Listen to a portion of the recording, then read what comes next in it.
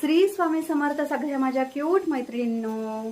तर आज वटपौर्णिमा आहे. वटपौर्णिमेच्या तुम्हाला खूप साऱ्या स्वामीमय शुभेच्छा. तर वटपौर्णिमेची मी तयारी काय काय करत आहे ना ते तुम्हाला सांगते. पण प्रॉब्लेम काय झालाय की एवढा पाऊस आहे ना प्रचंड बाहेर, तर एवढी सगळी तयारी करायची, छान नटायचं आणि एवढ्या पावसामध्ये भिजत जायचंय. आणि मला आज पौर्णिमेनिमित्त स्वामींच्या मठात पण मी जाते ना, म्हणजे मला स्वामी बोलवतात. पण बघू आता स्वामी काय करतील ते, त्यांची इच्छा असेल तरच मठामध्ये ते बोलवणार ना, नाहीतर इथेच आपल्या बघा तुम्ही, इथे पण स्वामी आहेतच, सगळीकडे स्वामी आहेत. तर आजचा व्लॉग मी शूट करत आहे, तर नक्की कमेंट करा. मला छान छान, मला सगळ्या मैत्रिणींशी बोलायला फार आवडतं. चला आता मी तुम्हाला दाखवते की वटपौर्णिमेची तयारी मी कशी करत आहे ते. तर माझी दिवसाची सुरुवात ही आहे ना सूर्यनारायणाच्या पूजनाने होते. पहिल्यांदा मी सूर्यनारायणाला तसंच तुळशीला पाण्याचा अर्घ देते. त्याच्यानंतर माझ्या आजीने मला सांगितलं की पहिल्यांदा उंबरट्याचं पण व्यवस्थित असं पूजन करून घ्यायचं. म्हणजे उंबरट्याचं पूजन करत असताना गोमूत्र आणि गंगाजलचे शिंतोडे मारायचे उंबरट्यावर, व्यवस्थित तो पुसून घ्यायचा कापडाने आणि त्याला हळदी कुंकाचे पट्टे ओढायचे. आता मी हे हळदी कुंकू तुळजापूर, अक्कलकोट तिकडे गेले होते ना, कोल्हापूर, तिकडून आणलेलं हे हळदी कुंकू आहे आणि ते मी नेहमी पूजनासाठी वापरत असते. आता माझ्या आजीची ही पारंपरिक पद्धत आहे की उंबऱ्याला 5 पट्टे का ओढतात.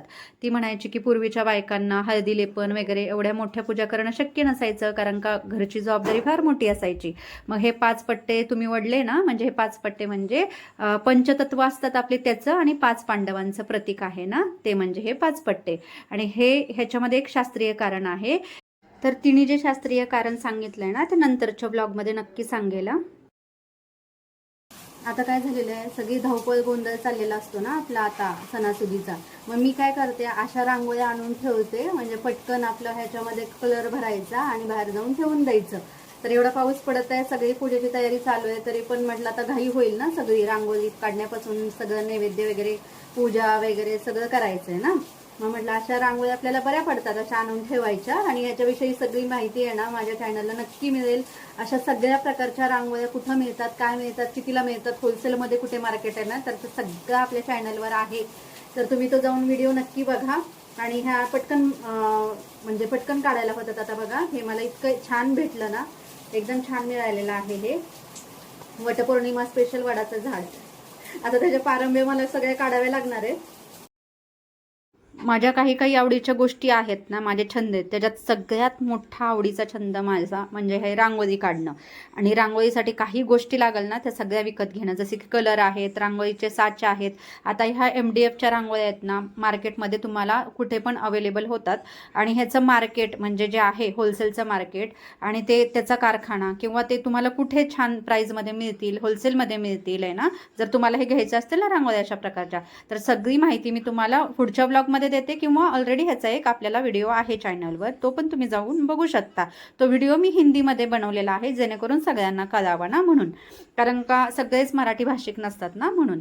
तर हे बघा, आता मी काय तयारी चालू केलेली आहे आता पूजेची तयारी.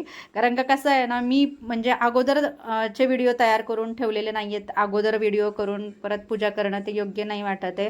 म्हणजे कुठल्याही सणाची त्या तिथी, वार, वेळ असते ना, मी त्या दिवशी ते करत आहे. आता वर जे साहित्य घेतलं होतं ना, तर त्याच्यातलं काही साहित्य मी विसरले होते, जसं की विड्याचं पान आहे, सुपारी आहे, वाण देण्यासाठी आंबा आहे, ओटीचं काही थोडंफार सामान होतं जे मी विसरले होते. ते आईने आठवण करून दिल्यानंतर मी त्याच्यामध्ये ॲड केलं नंतर आणून मार्केटमधून, कारण बाहेर भरपूर पाऊस पडत होता ना. तर मैत्रिणींनो, अशा प्रकारे मी एकदम थोडक्यात तयार झालेली आहे, कारण का मुहूर्तामध्ये पूजा करायची असते ना. तर माझी जरा सकाळपासून धावपळ चालली होती, टिफिन वगैरे, जेवण वगैरे बनवणं ते. आता लवकर पूजेला मी जाते. आणि खूप पाऊस पडत आहे, बहुतेक तिथे मला कॅमेरा धरता येणार नाही, पण जर जमलं तर थोडंसं शूटिंग करते. आणि ते योग्य पण वाटत नाही की पूजा करत असताना, म्हणजे आपण मनोभावी पूजा करत असतो ना, शूटिंग वगैरे घेणं ते काही मला योग्य वाटत नाही. चला आता पूजेला. तर आमच्या इथे एक मावशी राहतात ना, आपल्या महाराष्ट्रामध्ये आहे ना, सुवासिनी वडाची झाडाची पूजा कशी करतात हे त्यांना पाहायचं होतं. तर काही ठिकाणी करवाचौथ करतात ना, तसं आपल्या महाराष्ट्रात सुवासिनी बायका वडाच्या झाडाची पूजा कशी करतात, कसा उपवास धरतात, काय त्याच्या मागची कहाणी आहे, हे सगळं त्यांना ऐकायची उत्सुकता होती, म्हणून त्यांच्यासाठी हे मी थोडक्यात शूट केलेलं आहे. तर ही पूजा करताना मी संपूर्णपणे स्वामींचं नामस्मरण करत होते. पहिल्यांदा मी वडाच्या झाडाला आहे ना दुधाने अभिषेक केला, नंतर पाण्याने अभिषेक केला, त्याला कापसाचं वस्त्र अर्पण केलं, नंतर धूप दीप लावले, नंतर लक्ष्मीकुंचन सेवामधल्या ज्या छोट्या छोट्या बांगड्या असतात बघा, त्या मी वडाच्या झाडाच्या तिथे खाली ठेवल्या, म्हणजे तिथे अर्पण केल्या. आणि तांदूळ अक्षदा अर्पण केल्या वडाच्या झाडाला. आणि तांदूळ मी खाली का अर्पण केले माहिती आहे का? कारण का तिथे छोटे छोटे कीटक असतात ना, तर एवढा पावसाळा आहे, त्यांना अन्न मिळत नाही, तर ते कीटक छोटे छोटे ना ते तांदूळ ग्रहण करतील आणि तेवढंच त्यांचं पोट भरेल, त्यांना अन्न मिळेल, म्हणून मी खाली तिथे तांदूळ ठेवलं. तर मी नेहमीच वडाच्या झाडाला 108 प्रदक्षिणा करत असते, कारण त्याच्या मागचं हे की वडाच्या झाडामध्ये साक्षात ब्रह्मा विष्णू महेश आणि स्वामी समर्थांचा वास असतो, म्हणून एवढीच त्याच्या मागची भावना, म्हणून मनोभावे मी 108 प्रदक्षिणा करत असते. आता मी सगळ्यात माझ्या आवडीच्या ठिकाणी चाललेले आहे, म्हणजे आज पौर्णिमा आहे आणि स्वामींनी मला शेवटी बोलवलंच की लवकर ये बाई माझ्या मठामध्ये पाऊस येण्याच्या अगोदर. तर सगळ्यांनाच माहीत असेल मुंबईमध्ये राहणाऱ्यांना की अशी चिल्लर जवळ ठेवावी लागते, सुट्टे पैसे काढून ठेवावे लागतात घाई गडबडीच्या वेळेस स्टेशनला जात असताना. आणि कुठे तुम्ही ट्रेनने जात असाल तर 1-अर्धा तास तुम्हाला लवकर निघावं लागतं घरातून, आणि सुट्टे पैसे तुमच्याकडं असणं खूपच आवश्यक असतं. तर मी स्टेशनवर पोहोचल्यानंतर बघा, इकडे मागे इतक्या सुंदर गजरा ओवत होत्या त्या बायका, आणि त्याचा सगळा वास असा पूर्ण प्लॅटफॉर्मवर असा येत होता. आणि मला त्या बायकांचं इतकं कौतुक वाटतं की इतक्या म्हणजे गर्दीमध्ये, एवढ्या धावपळीमध्ये, एवढ्या पावसामध्ये सुद्धा त्या बिचाऱ्या स्वतःच्या पोटासाठी एवढे कष्ट करतात, आणि त्यांच्याकडून मला प्रेरणा मिळते, म्हणून मला त्यांचं फार कौतुक वाटतं. आणि विदाऊट तिकीट प्रवास केला तर सगळ्यांना माहीतच आहे की तिकीट कलेक्टर असतात ना, म्हणजे ते पकडतात आपल्याला, म्हणून कधीही विदाऊट तिकीट प्रवास करू नये. तर इकडे मी दादरला पोहोचलेली आहे. दादर वेस्टला पोहोचल्यानंतर आहे ना, इथं हा जिना उतरून आल्यानंतर हा फुल मार्केट वगैरे भाजी मार्केट लागतं.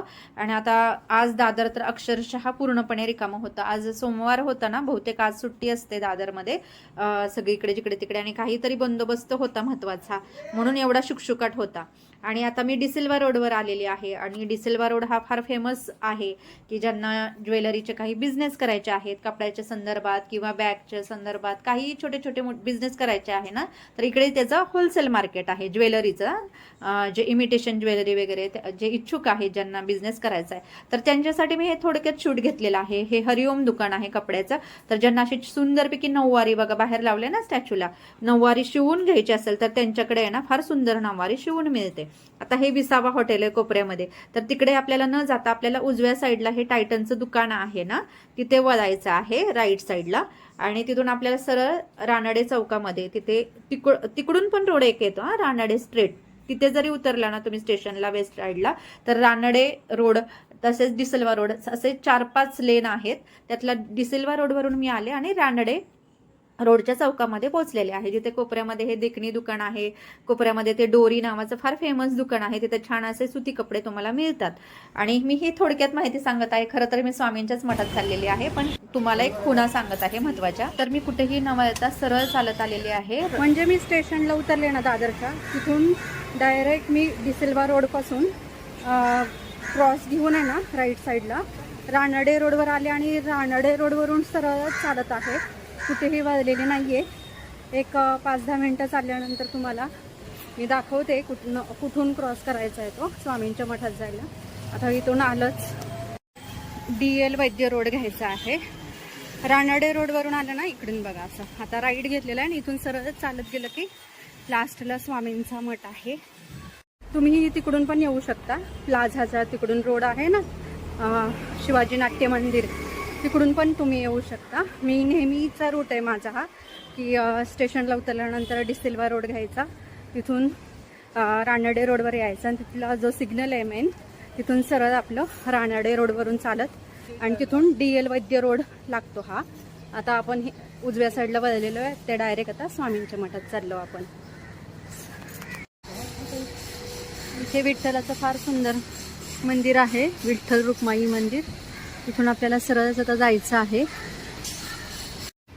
तर मी नेहमी एकटीच येते, कुठल्या मैत्रिणी नाही, नातेवाईक नाही, शेजारी पाजारी कोणी घेऊन येत नाही. मग ते काय होतं, चुकून आपलं ते गॉसिपिंग वगैरे चालू होतं ह्याचं त्याचं. जर कोणी बरोबर आणलं तर मग ते गॉसिपिंग वगैरे मला नाही आवडत. मग कसं होतं, स्वामींचं नामस्मरण राहून जातं ना आपलं, त्याच्यामुळं मस्त एकटंच यायचं. आता मी तुम्हाला पत्ता दाखवलेलाच आहे, आणि स्वामींचं छान असं नामस्मरण करत यायचं ट्रेनमध्ये, रस्त्याने चालताना, म्हणजे आपल्याला काही डिस्टर्ब होत नाही. कारण का आपण कुठलंही परमार्थ किंवा अध्यात्मात आहे ना असं गॉसिपिंग, परत ते आता दादरला आलो तर दादरला भरपूर शॉपिंग असते करण्याजोगी. तर मी फक्त पौर्णिमेला आले ना फक्त स्वामींच्या मठाचा जाण्यासाठी येते. शॉपिंग वगैरे मी नंतर कधीतरी करते.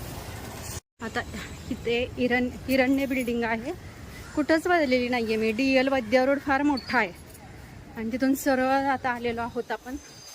आणि आता स्वामींचं मठ मी समोर बघू शकता, बाळकृष्ण महाराजांचा हे आलेलं आहे मंदिर. कारण का खूप गर्दी असते, इकडून लाईन असते, इकडून सगळी मोठीच्या मोठी.